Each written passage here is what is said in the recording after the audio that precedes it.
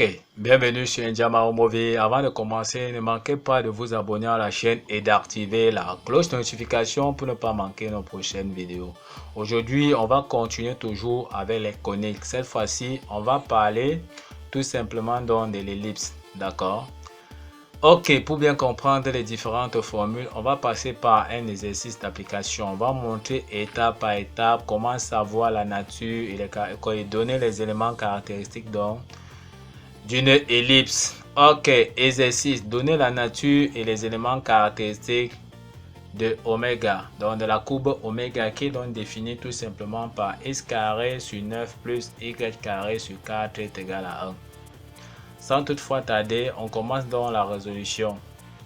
On lui demande donc de déterminer la nature et les éléments caractéristiques donc de oméga. Oméga qui est défini par x carré sur 9 plus y carré sur 4 est égal à 1.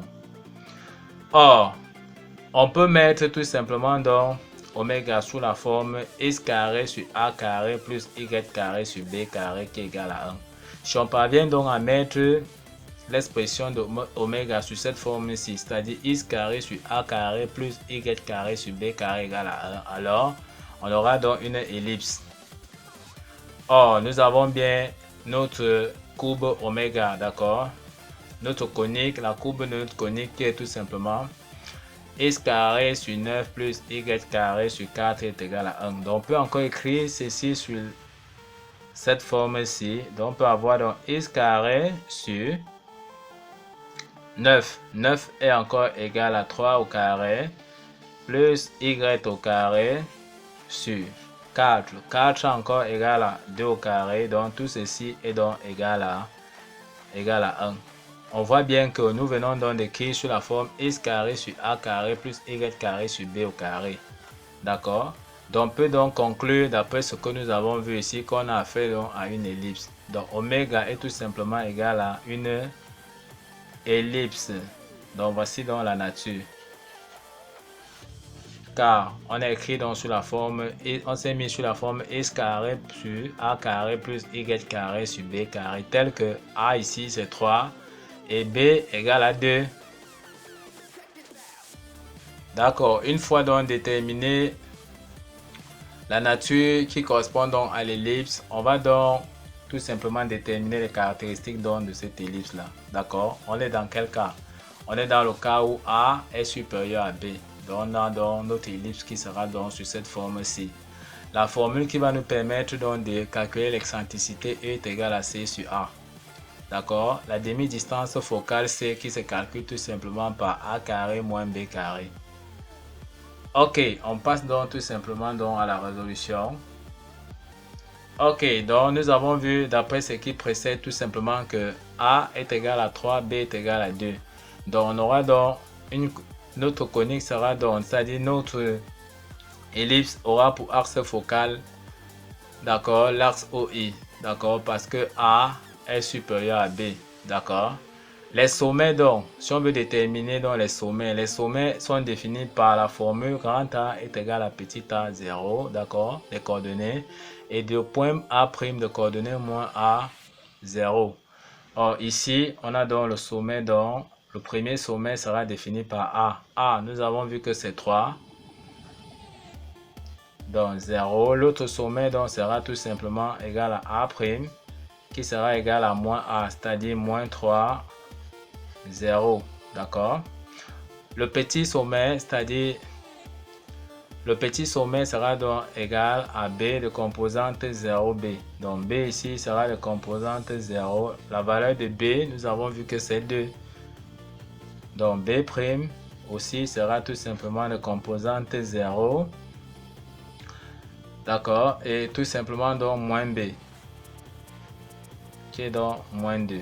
D'accord? L'excentricité maintenant, cette fois-ci, la formule qui permet donc de calculer l'excentricité E est égale à C sur A. Donc la demi-distance focale C égale à A carré moins B carré pour une ellipse. Or A est tout simplement donc égal à 3. Donc on aura donc 3 au carré moins B au carré, c'est-à-dire 2 au carré. D'accord? On aura donc C sera donc égal à racine carrée de 9 moins 4. qui sera donc égal à racine carrée de 5. Donc voilà la valeur de la demi-distance focale. Donc E sera donc égal donc à C sur A. On aura donc C qui est déjà égal à racine carrée donc de 5 et A qui est tout simplement égal à 3. Donc voici la valeur de l'excentricité. Maintenant, pour ce qui est donc des directrices, les formules qui permettent donc de définir les directrices, c'est tout simplement donc X, la première directrice sera donc X est égal à A au carré sur C, d'accord, et D' égale à moins A au carré sur C. Donc on peut donc dire que pour D, la première directrice, on aura donc A au carré, c'est-à-dire 3 au carré sur C. C qui est tout simplement donc racine carrée de 5. Donc on aura donc 9 sur racine carrée de 5. Si on veut donc chasser le dénominateur, la racine carrée d'accord au dénominateur, on n'a qu'à multiplier le numérateur par racine carrée de 5 et le dénominateur par racine carrée de 5. En multipliant donc, on aura donc racine carrée de 5 fois racine carrée de 5, c'est tout simplement 5. On peut donc définir la deuxième directrice D' qui est donc égale à X qui est moins A au carré, qui est donc moins 9 sur C, qui est donc racine carrée de 5. De la même façon, on aura donc moins 9 racine carrée de 5 sur 5. Donc, voici donc les caractéristiques donc de notre ellipse que nous avons donc déterminée. Ok, nous sommes comme ça arrivés au terme de cette vidéo qui montrait comment on peut reconnaître dans la nature d'une ellipse et enfin déterminer ses caractéristiques. Nous vous remercions donc d'avoir suivi cette vidéo de bout en bout. Ne manquez pas à vous abonner à la chaîne et d'activer la cloche notification pour ceux qui ne sont pas encore abonnés pour ne pas manquer nos prochaines vidéos. Sur ce, à bientôt.